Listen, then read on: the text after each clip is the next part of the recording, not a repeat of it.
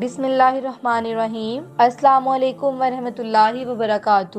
معزز سامعین، میں آپ کو اقرا اسلامک سٹوریز میں خوش آمدید کہتی اور امید کرتی ہوں آپ سب خیر۔ اس حوالے سے ایک قابل ذکر بات یہ کہ غزوہ احد سے قبل غزوہ بدر کے موقع پر چونکہ متعدد سرداران قریش اور نامی گرامی شہسوار حضرت حمزہ رضی اللہ تعالی عنہ کے ہاتھوں مارے گئے تھے، لہٰذا ان کے رشتہ داروں میں سے بہت سے جنگجو اب احد کے موقع پر محض حضرت حمزہ رضی اللہ تعالی عنہ سے اپنا انتقام لینے کی غرض سے وہاں پہنچے تھے اور انہوں نے بطور خاص بس انہی پر نظر رکھی ہوئی تھی۔ ایسے ہی ایک بڑا سردار طعیمہ بن عدی جو غزوہ بدر کے موقع پر حضرت حمزہ کے ہاتھوں مارا گیا تھا، اس کی موت کے بعد مکہ میں اس کا بھتیجا مسلسل انتقام کی آگ میں جل رہا تھا اور اسے کسی صورت سکون نہیں مل رہا تھا۔ اس کا ایک حبشی غلام تھا جس کا نام تھا وحشی بن حرب، جسے دور سے ہی نیزہ پھینک کر شکار کرنے میں بڑی مہارت حاصل تھی۔ اس کا نشانہ کبھی خطا نہیں جاتا تھا۔ جنگ احد سے قبل مشرکین مکہ جن دنوں مسلمانوں کے خلاف خوب زور و شور کے ساتھ تیاریوں میں مصروف تھے، ان کا جنگی جنون جب عروج پر تھا، ایسے میں ایک روز وحشی کے آقا نے اسے مخاطب کرتے ہوئے یوں کہا، کیا تمہیں آزادی کی تمنا ہے؟ اپنے آقا کی زبانی یہ بات سن کر وحشی حیرت زدہ رہ گیا۔ اسے اپنے کانوں پر یقین ہی نہیں آ رہا تھا۔ تب وہ اپنے آقا کی جانب معنی خیز نگاہوں سے دیکھنے لگا، گویا وہ اس بارے میں مزید وضاحت چاہتا ہو۔ تب اس کے آقا نے اس کی جانب بغور دیکھتے ہوئے یوں کہا، دیکھو وحشی، مسلمانوں کے خلاف جنگ کی غرض سے ہم لوگ بس چند ہی دنوں میں مدینہ کی جانب کوچ کرنے والے ہیں۔ اگر تم بھی ہمارے ساتھ چلو اور وہاں میدان جنگ میں حمزہ کو قتل کر ڈالو تو میں تمہیں بطور انعام آزاد کر دوں گا۔ ظاہر ہے کہ وحشی کے لیے اس سے بڑا لالچ اور کیا ہو سکتا تھا، لہٰذا محض حضرت حمزہ رضی اللہ تعالیٰ عنہ کو قتل کرنے کی خاطر اور اس کے عوض اپنی آزادی کے لالچ میں مشرکین مکہ کے لشکر کے ہمراہ وہ بھی مدینہ کی جانب روانہ ہو گیا۔ لشکر مسلسل مدینہ کی جانب پیش قدمی کرتا رہا۔ اس دوران وحشی روزانہ بڑے ہی اہتمام سے اپنا نیزہ تیز کیا کرتا تھا۔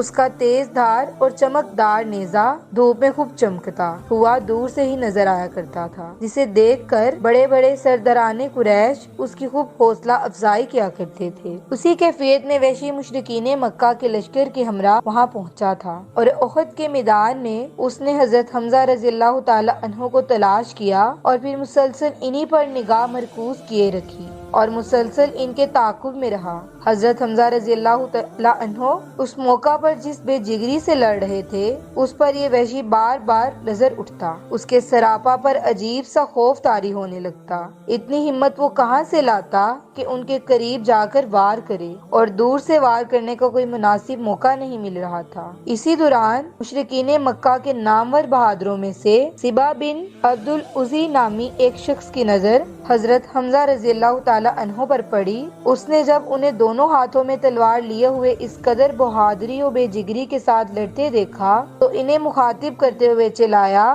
یعنی اے حمزہ، ذرا مجھ سے مقابلہ کرو۔ تب حضرت حمزہ رضی اللہ تعالی عنہ برق رفتاری کے ساتھ اس کی جانب لپکے اور اس پر بھرپور وار کیا۔ اگلے ہی لمحے تکبر و غرور کا وہ پتلا زمین بوس ہو گیا۔ تاہم ابھی تک حضرت حمزہ رضی اللہ تعالی عنہ اسی کی طرف متوجہ تھے۔ اس وقت ان کی پشت ایک درخت کی جانب تھی جس کی آڑ میں وحشی چھپا کھڑا تھا۔ تب وحشی نے موقع غنیمت جانا اور پوری قوت کے ساتھ نیزہ ان کی کمر کے نچلے حصے میں ایک پہلو میں دے مارا، جو کہ اسی وقت آر پار ہو گیا۔ جیسا کہ بعد میں وحشی نے خود بیان کیا کہ نیزہ لگتے ہی حضرت حمزہ رضی اللہ تعالی عنہ نے نہایت غصے کے عالم میں گھوم کر میری جانب دیکھا اور میری طرف بڑھنے کی کوشش کی۔ تب میں انتہائی خوف و دہشت کی کیفیت میں وہاں سے بھاگنے کے لیے مڑا۔ حمزہ بھی میرے تعاقب میں آئے، مگر 2-4 قدم کے بعد وہ لڑکھڑائے اور پھر رک گئے اور پھر تھوڑی ہی دیر بعد گر گئے۔ تب میں اپنی جگہ رک گیا